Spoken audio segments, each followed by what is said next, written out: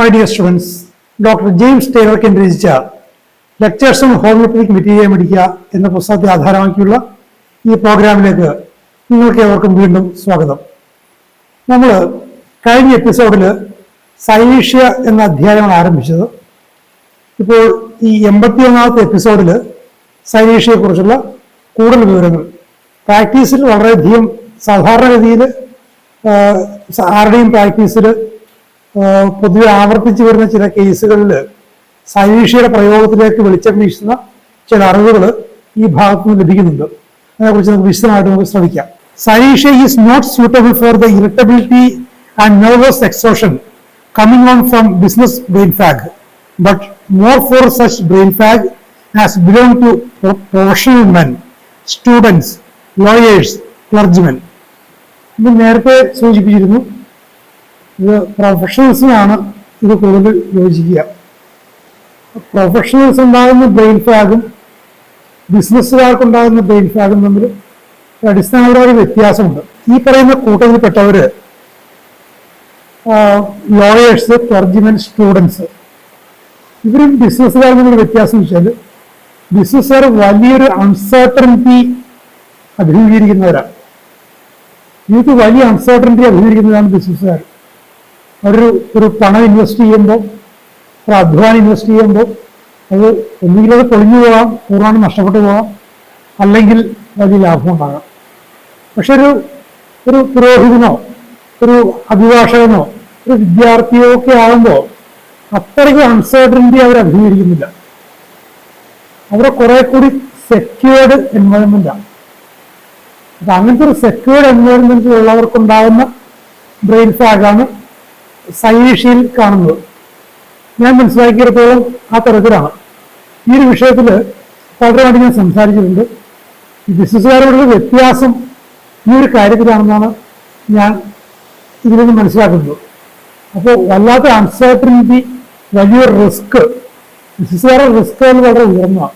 അപ്പോൾ high risk മേഖലയിലുള്ളവർക്കുണ്ടാകുന്ന brain ഫാഗിന് സൈനീഷ്യ യോജിക്കില്ല, അല്ലാത്തവരിലാണ് കൂടുതൽ യോജിക്കുന്നത്.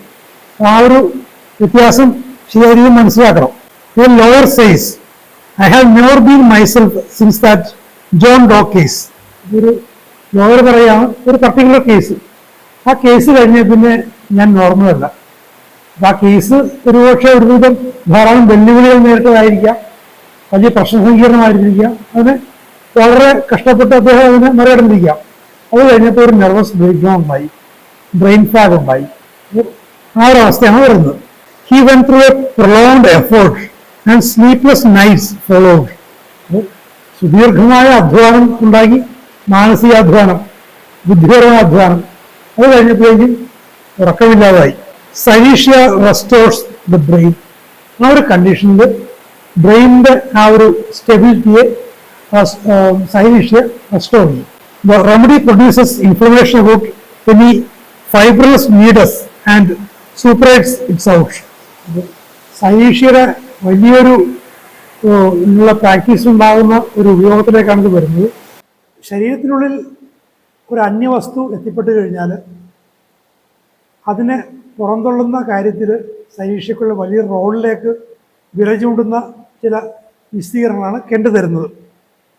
അപ്പോൾ ഫൈബ്രിൻ നിങ്ങൾക്കറിയാം. ആ ഫൈബ്രിൻ കൊണ്ടുണ്ടാകുന്ന ഫൈബ്രിനസ് നീഡസ് എന്ന് പറഞ്ഞാൽ ഫൈബ്രിൻ കൊണ്ട് ഒരു കൂട് പോലെ ഉണ്ടാകുന്നു. ഇതൊരു ലാറ്റിൻ പ്രയോഗമാണ്. അപ്പോൾ ഞാൻ സാന്ദർഭികമായിട്ട് പറയുകയാണ്, ഈ ലത്തീൻ ഭാഷ ലോകത്തിലെ പുരാതനമായ ക്ലാസിക് ഭാഷകളിലൊന്നാണ് ലത്തീൻ, മറ്റൊന്ന് നമ്മുടെ സംസ്കൃതം. ഈ ലത്തീനും സംസ്കൃതവും തമ്മിൽ ധാരാളം സാമ്യങ്ങളുണ്ട്. അതിൻ്റെ ഉദാഹരണമുണ്ട്. ഇപ്പോൾ നീഡസ്, നീഡസ് എന്ന് പറഞ്ഞു കഴിഞ്ഞാൽ ലാറ്റിനിൽ നെസ്റ്റ് എന്ന കൂട്, സംസ്കൃതത്തിൽ കൂടിന് നീടം എന്ന് പറയും, പക്ഷിയുടെ നീടം. സന്ദർഭികമായിട്ട് പറഞ്ഞതേ ഉള്ളൂ. അപ്പോൾ അങ്ങനെ ഉണ്ടായിട്ട് ആ അന്യവസ്തുവിനെ അത് പഴുപ്പുണ്ടാക്കി പുറന്തള്ളിക്കളയും. It acts upon constitutions that are sluggish and inflames fibrous deposits about old embedded missiles. അങ്ങനെ മറ്റൊരു വിശദീകരണം, സ്ലഗ്ഗിഷ് ആയിട്ടുള്ള ഒരു കോൺസ്റ്റിറ്റ്യൂഷൻ. ഒരു ഹെൽത്തി കോൺസ്റ്റിറ്റ്യൂഷൻ ആണെങ്കിൽ ഒരു അന്യവസ്തു ശരീരത്തിൽ വന്നു കഴിഞ്ഞാൽ അതിനെ പുറന്നുള്ളൂ. അത് ആരോഗ്യമുള്ളൊരു ശരീരത്തിൻ്റെ ഒരു പ്രക്രിയയാണ്. പക്ഷേ സ്ലഗ്ഗിഷ് ആണെങ്കിലോ പ്രവർത്തനം മാന്ദ്യത്തിലാണെങ്കിലോ ഏതെങ്കിലും അസുഖങ്ങൾ കൊണ്ട് അല്ലെങ്കിൽ ഒരു ക്രോണിക് ഡിസീസ് ഇല്ലാത്തവരില്ലല്ലോ. അപ്പോൾ എന്തെങ്കിലും ക്രോണിക് മയാസം കാരണം സ്ലഗ്ഗിഷ് ആയതുകൊണ്ട് സാധാരണഗതിയിൽ അത് എക്സ്പെൽ ചെയ്യില്ല. ചെറിയൊരു മുള്ളൊക്കെ ആണെങ്കിൽ അത് എക്സ്പെൽ ചെയ്ത് പോകും. ഒരു വെടിയുണ്ട ഉള്ളിൽ കയറി, ഒരു ചില്ലുള്ളിൽ തറച്ച് കയറി, അതിനെ എക്സ്പെൽ ചെയ്യില്ല. ആ സ്ലഗ്ഗിഷ്നെസ്സിനെ മറികടക്കാൻ, അത് സൂപ്പറേറ്റ് ചെയ്ത് അതിനെ പുറന്തള്ളാൻ സൈനീഷ്യക്ക് വലിയൊരു കഴിവുണ്ട്. ഇമ്പഡഡ് മിസൈൽസ് എന്ന് പറയുന്നത് മിസൈൽ കൊണ്ട് ഉദ്ദേശിക്കുന്ന ടെക്നിക്കൽ ടേമാണ്.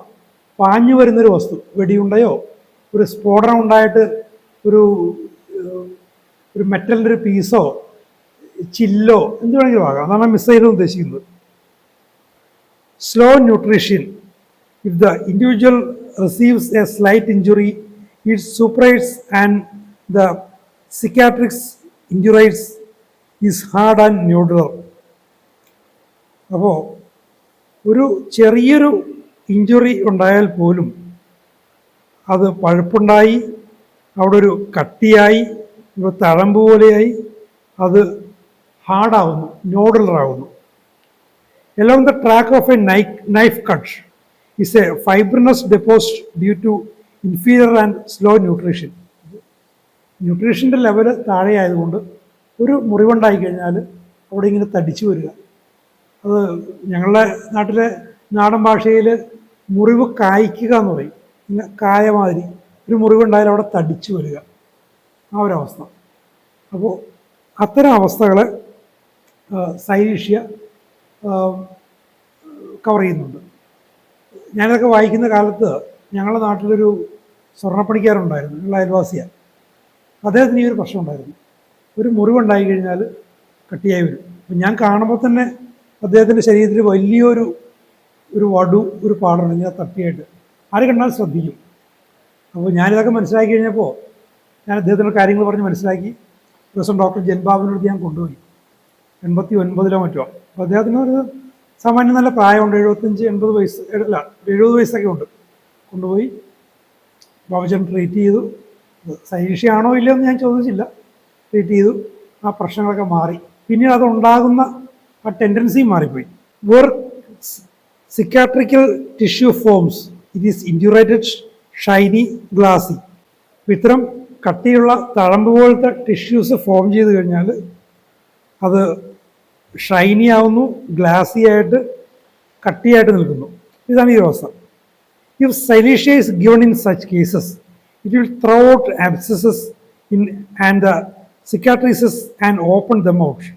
അപ്പോൾ ഇങ്ങനത്തെ ഒരു അവസ്ഥയിൽ സൈനീഷ്യ കൊടുത്തു കഴിഞ്ഞാൽ ഈ കട്ടിയായ ആ കോശങ്ങൾ, ആ കലകൾ പഴുപ്പുണ്ടായി അത് തുറന്ന് അതിലുള്ള മാലിന്യങ്ങൾ പുറത്തു പോയി ആ കട്ടിയുള്ള തഴമ്പ് പോലുള്ള ഭാഗം ഹീലിംഗ് ചെയ്യുന്നു. ഈ തഴമ്പ് പഴുക്കുന്ന എന്തെങ്കിലും സ്ഥിരമായിട്ട് അധ്വാനിക്കുന്നവർക്ക് കയ്യിലൊക്കെ ഉണ്ടാകുന്ന തഴമ്പ് പഴുക്കുന്ന അവസ്ഥകളിലൊക്കെ സൈനീഷ്യ വിജയകരമായിട്ട് പല അവസ്ഥകൾ ഉപയോഗിച്ചായിട്ട് എൻ്റെ സുഹൃത്തുക്കൾക്ക് പലർക്കും അനുഭവം ഉണ്ടായിട്ടുണ്ട്. It will open up old ulcers and heal them with a normal cicatrix. അപ്പോൾ പഴകിയ വ്രണങ്ങൾ, ഇങ്ങനെ കട്ടിയായിട്ട് അൺഹെൽത്തി ഹീലിംഗ് സംഭവിച്ച വ്രണങ്ങൾ അവിടെ സൈനീഷ്യ കൊടുത്തു കഴിഞ്ഞാൽ അതിനെ ഓപ്പൺ അപ്പ് ചെയ്ത് അതിനുള്ള ദുഷ്പൊക്കെ പോയി ഒരു നോർമൽ സിക്കാട്രിക്സ്, നോർമലായിട്ടുള്ള ആ ഒരു തടിപ്പ് ഉണ്ടാകും. അപ്പോൾ ഇതിൽ നിന്ന് മനസ്സിലാക്കേണ്ട പ്രധാനപ്പെട്ടൊരു അറിവെന്ന് വെച്ചാൽ സൈനീഷ്യ കൊടുക്കുമ്പോൾ ശ്രദ്ധിക്കേണ്ട വളരെ പ്രധാനപ്പെട്ടൊരു കാര്യം, ഇപ്പോൾ മോഡേൺ ട്രീറ്റ്മെൻറ്റിൻ്റെ ഭാഗമായിട്ട് പലരുടെ ശരീരത്തിൻ്റെ അകത്തും ഇംപ്ലാൻസ് ഉണ്ടാവാറുണ്ട്. ഇപ്പോൾ കയ്യോ കാലോ ഒടിഞ്ഞു കഴിഞ്ഞാൽ കമ്പിയിട്ട് നെട്ടും ബോൾട്ടും ഇട്ട് മുറുക്കുന്നൊരവസ്ഥയുണ്ട്. മുട്ട് മാറ്റി വയ്ക്കുന്ന അവസ്ഥയുണ്ട്. ഹൃദയത്തിന് വാൽവുകൾ മാറ്റി വയ്ക്കുന്ന അവസ്ഥയുണ്ട്. ഹൃദയത്തിൻ്റെ ദ്വാരം ഡിവൈസ് ഉപയോഗിച്ച് അടക്കുന്ന അവസ്ഥകളുണ്ട്.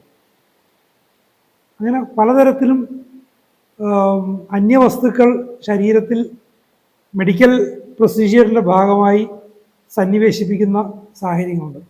അപ്പം അങ്ങനെയുള്ളവർക്ക് സൈനീഷ്യ കൊടുക്കാൻ പറ്റില്ല.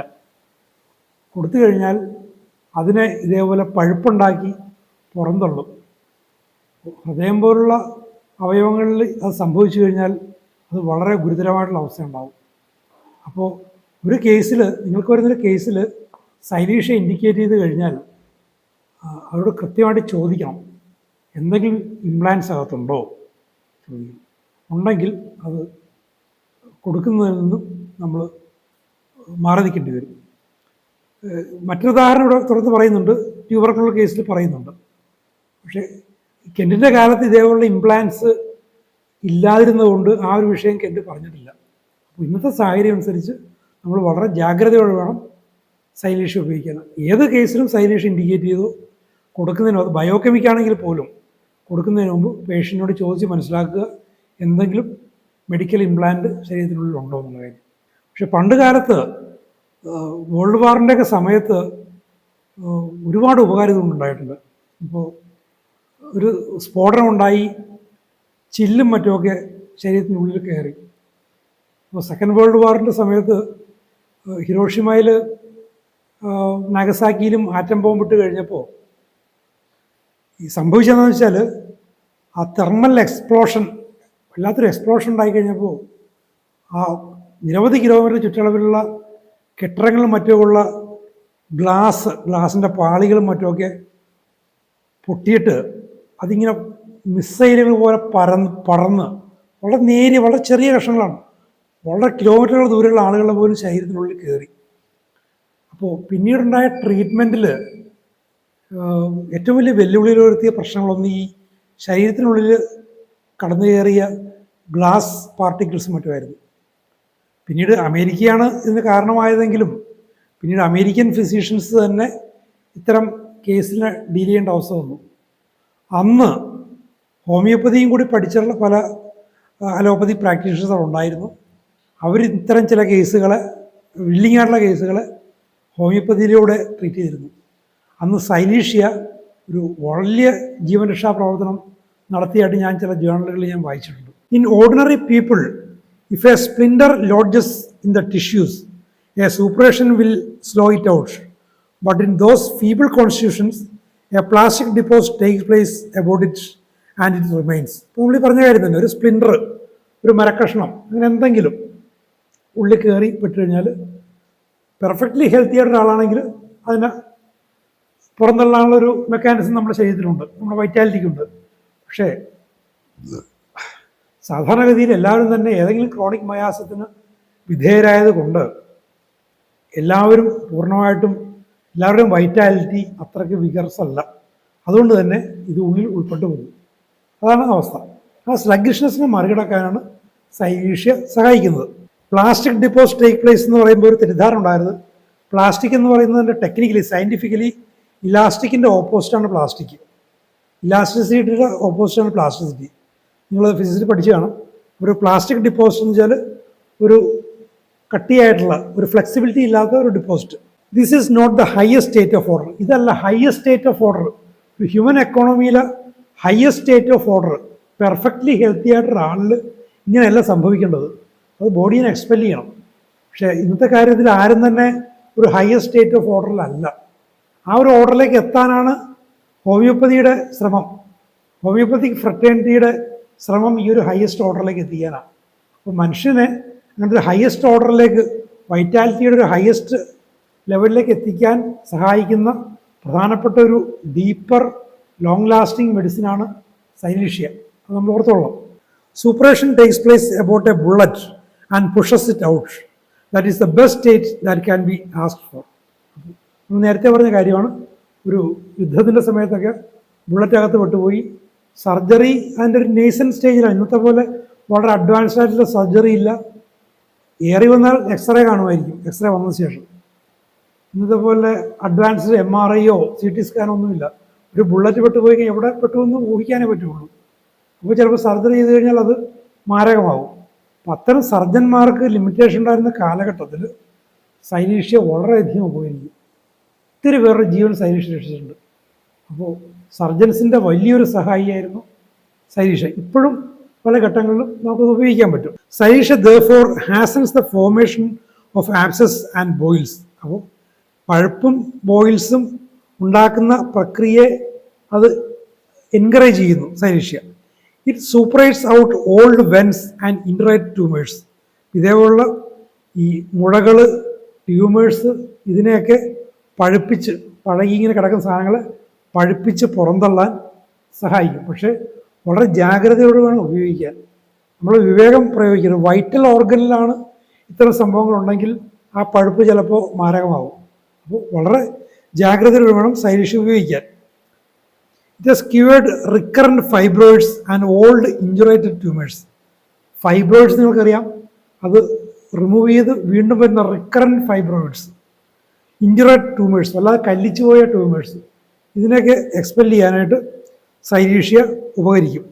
ജനറൽ കണ്ടീഷൻസ് എഗ്രി ചെയ്താൽ. If there is a deposit of tubercle in the lungs, Cilicia establishes an inflammation and throws it out. And if the whole lung be tubercular, a general suppurative pneumonia will be the result. Hence, the danger of giving such remedies and the danger of repeating them in advanced stage of crisis. നമ്മൾ നേരത്തെ പറഞ്ഞാണ്, tubercular deposit ഉണ്ടായി, ക്ഷയത്തിൻ്റെ deposit ഉണ്ടായി. ആ ഒരവസ്ഥയിൽ ഈ ഡിപ്പോസിറ്റിനെ പഴുപ്പിച്ച് ഒരുതരം pneumonia ഉണ്ടാക്കിയിട്ട് അതിനെ പുറന്തള്ളാൻ സൈലീഷ്യ സഹായിക്കും. പക്ഷേ രണ്ട് ലങ്സും ഇതേപോലെ ഡിപ്പോസിറ്റ് നിറഞ്ഞതാണെങ്കിൽ ഒരു മൊത്തത്തിലൊരു ന്യൂമോണിയ ഉണ്ടായാൽ അത് എങ്ങനെ പോകുമെന്ന് നിങ്ങൾ ചിന്തിച്ച് മനസ്സിലാക്കണം. അനാട്ടമിയും ഫിസിയോളജിയും ഒക്കെ ഹോമിയോപ്പതി സ്റ്റുഡൻസ് പഠിക്കുന്നതിൻ്റെ ഒരു ഗുണവശം അതാണ്. നമ്മളൊരു കേസിനെ ജഡ്ജ് ചെയ്യാനും സൈലീഷ്യ പോലുള്ള ഔഷധങ്ങൾ കൊടുക്കുമ്പോൾ നിങ്ങൾക്കൊരു ജഡ്ജ്മെൻറ്റ് കിട്ടാനും സഹായിക്കും. അത്തരം അവസ്ഥകളിൽ കൊടുക്കേണ്ടി വന്നാൽ കൊടുക്കാം. പക്ഷേ അത് അതിൻ്റെ പൊട്ടൻസി എന്താണ്, അതിൻ്റെ ഡോസേജ് എന്താണ്, എന്നുള്ള കാര്യങ്ങൾ റിപ്പീറ്റേഷനെ കുറിച്ച് വളരെ വളരെ ചിന്തിച്ചിട്ട് ചെയ്യാവൂ. വളരെ ഈവൻ ബയോകെമിക്കായിട്ട് ഫോമിൽ കൊടുത്താൽ പോലും സൈലീഷ്യ ബയോകെമിക്കൽ ഫോമിലുണ്ട്. പൊതുവേ ബയോകെമിക്സിനെ വളരെ സേഫ് എന്ന് പറയും. പക്ഷേ ശ്രദ്ധിക്കേണ്ടുന്നൊരു ബയോകെമിക്കൽ സൈലീഷ്യയാണ്.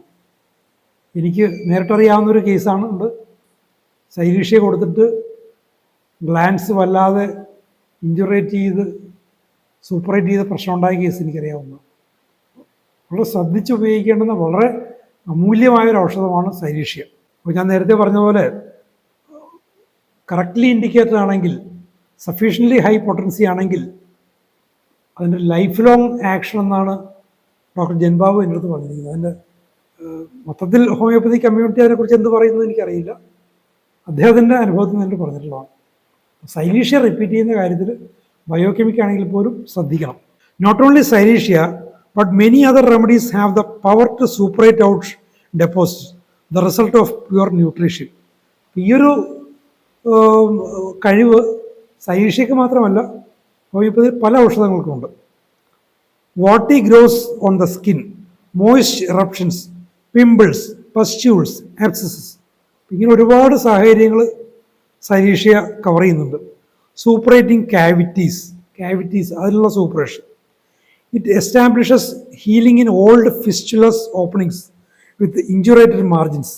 ഇങ്ങനെ കട്ടിയായിട്ടുള്ള മാർജിൻസ് ഉള്ള ഫിസ്റ്റുലസ് ഓപ്പണിങ്സ് അതിൽ ഹീലിംഗ് ഉണ്ടാകാൻ സൈലീഷ്യ ഉപകരിച്ചിട്ടുണ്ട്. Catarrhal suppurations, copious mucopurulent discharge from the eyes, nose, ears, chest, vagina etcetera. ഉണ്ടോ, സാധാരണ മനുഷ്യർക്ക് വരുന്ന ഒത്തിരി പ്രശ്നങ്ങൾ പറയുന്നത് കാറ്റാറൽ സൂപ്പറേഷൻസ്. കോപ്പിയസ് മ്യൂക്കോപുരുലൻ ഡിസ്ചാർജസ് എവിടെ നിന്നൊക്കെയാണ്? കണ്ണിൽ നിന്ന്, മൂക്കിൽ നിന്ന്, ഇയേഴ്സിൽ നിന്ന്, ചെസ്റ്റിൽ നിന്ന്, വജൈനയിൽ നിന്നൊക്കെ. ഇതിനൊക്കെ നോർമലൈസ് ചെയ്യാൻ ജനറൽ കണ്ടീഷൻ എഗ്രി ചെയ്യുകയാണെങ്കിൽ സൈലീഷ്യ ഉപകരിക്കും. Complaints from the suppression of discharges, suppressed sweat. സൈലീഷ്യയുടെ മറ്റു പ്രധാനപ്പെട്ട ഒരു ഉപയോഗത്തിലേക്ക് ഇവിടെ വിരച്ചുകൊണ്ടുകയാണ്. വിയർപ്പ്, സപ്രസ് ചെയ്ത വിയർപ്പുണ്ടായിട്ട് പെട്ടെന്ന് കുളിക്കുക, വിയർത്തിരിക്കുമ്പോൾ പെട്ടെന്ന് എയർ കണ്ടീഷണറിലേക്ക് വരിക, അങ്ങനെയുള്ള അവസ്ഥകൾ. അപ്പോൾ അതേപോലെ ഡിസ്ചാർജസിനെ സപ്രസ് ചെയ്യുക. ഡിസ്ചാർജ് സപ്രസ് ചെയ്യുമ്പോൾ അകത്ത് പോയത് കെട്ടിക്കിടക്കും.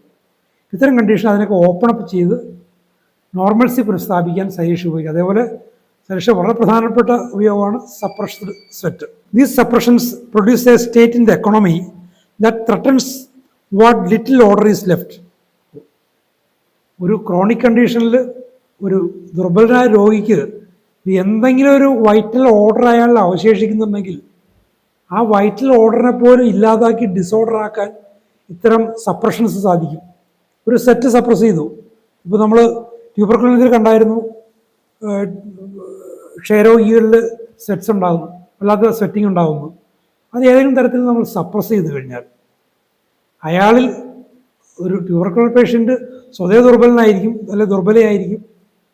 ആ ഒരു എന്തെങ്കിലും ഒരു വൈറ്റൽ ഓർഡർ ഉണ്ടെങ്കിൽ അതുകൂടി ഇല്ലാതാവും, ഒരു മരണത്തിലേക്ക് പോകുന്നൊരവസ്ഥ. അപ്പം അത്തരം അവസ്ഥകൾ സൈരിഷ കവർ ചെയ്യുന്നുണ്ട്. And offensive foot sweat ceases after getting the feet wet.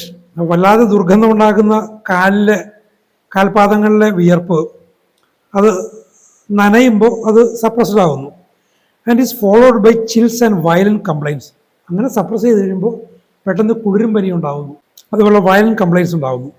സൈരീഷ്യ cures long standing foot sweat when the symptoms agree or complaints that have lasted since the suppression of a food sweat. അപ്പോൾ food സ്വെറ്റിന് ഇത് heal ചെയ്യുന്ന മാത്രമല്ല, food വേസ്റ്റിനെ suppress ചെയ്യുന്ന കണ്ടീഷനിൽ ആ suppression മാറ്റി food സ്വെറ്റിനെ പുറത്ത് കൊണ്ടുവന്ന് അതിനെ കോൺസിക്വൻ്റ്ലി അതിനെ ഹീൽ ചെയ്യും. മനസ്സിലായി? ഇപ്പോൾ രണ്ട് കണ്ടീഷനിലും ഹീലിംഗ് കൊടുക്കും. തിക്ക് യെല്ലോ കാറ്റാറൽ ഡിസ്ചാർജസ്, കട്ടിയുള്ള മഞ്ഞ കാറ്റാറൽ discharges. They say, I have had this discharge so many years. ഒത്തിരി വർഷമായി ഇത്തരം തിക്ക് യെല്ലോ ഡിസ്ചാർജ് എനിക്കുണ്ട്. And when you investigate you find that there has been some shock, a cold that suppressed the foot sweat and it has not appeared since. അപ്പോൾ ഇങ്ങനൊരു പേഷ്യൻറ്റിനെ നിങ്ങൾ history നോക്കുമ്പോൾ, അയാളുടെ തിക്ക് yellow ഡിസ്ചാർജസിൻ്റെ history നോക്കുമ്പോൾ എപ്പോഴെങ്കിലും ഈ ഒരു സപ്രഷൻ ഉണ്ടായിട്ടുണ്ടാവും. ആ സപ്രഷന് ശേഷമാണ് അയാൾക്ക് ഈ തിക്ക് യെല്ലോ കാറ്റാറൽ ഡിസ്ചാർജസ് അയാൾക്കുണ്ടായിരിക്കുന്നത്. Silicea will bring back that sweat, cause the catarrhal discharge to cease and in time cure the foot sweat. അപ്പം അപ്പോഴും ഈ സെക്കൻഡറി എഫക്റ്റ് ആയിട്ടുണ്ടായിരുന്ന ആ കാറ്റാറൽ അതിനെ ഹീൽ ചെയ്യുന്നതിൻ്റെ ഭാഗമായിട്ട് മുൻപുണ്ടായിരുന്ന ഫുഡ് സ്വെറ്റിനെ റീഎസ്റ്റാബ്ലിഷ് ചെയ്ത് കോൺസിക്വൻ്റ്ലി അതിനെയും ഹീൽ ചെയ്യും. Catarrhal discharges from the nose and other places, indurations, tumors, chronic gastritis, brain fag, all dating back to suppression of food sweat or otorrhea or to the healing up of the fistula. അപ്പോൾ കാലിലെ വിയർപ്പിനെ suppress ചെയ്യുന്നത് മാത്രമല്ല, ചെവി പഴുപ്പ്, ചെവിയിൽ നിന്നുള്ള ഡിസ്ചാർജിനെ suppress ചെയ്യുന്നുണ്ട്. അതുപോലെ ഒരു ഫിസ്റ്റുല, ഒരു ഓപ്പണിങ്ങിനെ, ഒരു ഓർഗനിൽ നിന്നുള്ള ഓപ്പണിങ്ങിനെ അതിൽ നിന്നുള്ള ഡിസ്ചാർജ് സപ്രസ് ചെയ്യുന്നുണ്ട്. അപ്പോൾ ഈ സാധാരണ ഒരുപാട് സപ്രഷൻസിനെ അതിനെ തുടർന്നുണ്ടാകുന്ന മാരകമായ പല കോംപ്ലിക്കേഷൻസിനെയും ഹീൽ ചെയ്യാനും പഴയ സപ്രസ്ഡ് കണ്ടീഷൻ എസ്റ്റാബ്ലിഷ് ചെയ്യാനും കാലാന്തരത്തിൽ അതിനെ ഹീൽ ചെയ്ത് ആ ഒരു വൈറ്റൽ ഓർഡറിനെ റീഎസ്റ്റാബ്ലിഷ് ചെയ്യാനും സൈരിഷ് ഉപകരിക്കും. നിങ്ങളുടെ ഡേ ടു ഡേ പ്രാക്ടീസിൽ വളരെയധികം ഉപകരിക്കുന്ന ഒരു ഔഷധമാണ് സൈരീഷ്യ. വളരെ ശ്രദ്ധാപൂർവ്വം ഉപയോഗിച്ചു കഴിഞ്ഞാൽ ഒരുപാട് വിജയങ്ങൾ നിങ്ങൾക്ക് അതിൽ നിന്നുണ്ടാക്കാൻ സാധിക്കും. അപ്പോൾ ഇതിനെക്കുറിച്ചുള്ള കൂടുതൽ വിവരങ്ങൾ നമുക്ക് അടുത്ത എപ്പിസോഡിൽ കേൾക്കാം. ഇതുവരെ ഈ ചാനൽ ശ്രദ്ധിച്ച നിങ്ങൾക്കെല്ലാവർക്കും വളരെയധികം നന്ദി. ഇനിയും ഈ പ്രോഗ്രാം അല്ലെങ്കിൽ ഈ ചാനൽ സബ്സ്ക്രൈബ് ചെയ്യാത്തവരുണ്ടെങ്കിൽ ദയവായി സബ്സ്ക്രൈബ് ചെയ്യുക, വീഡിയോകൾ ലൈക്ക് ചെയ്യുക, മറ്റുള്ളവരെ പരിചയപ്പെടുത്തുക. നമുക്ക് അടുത്ത എപ്പിസോഡിൽ നമുക്ക് വീണ്ടും കാണാം. Thank you for watching.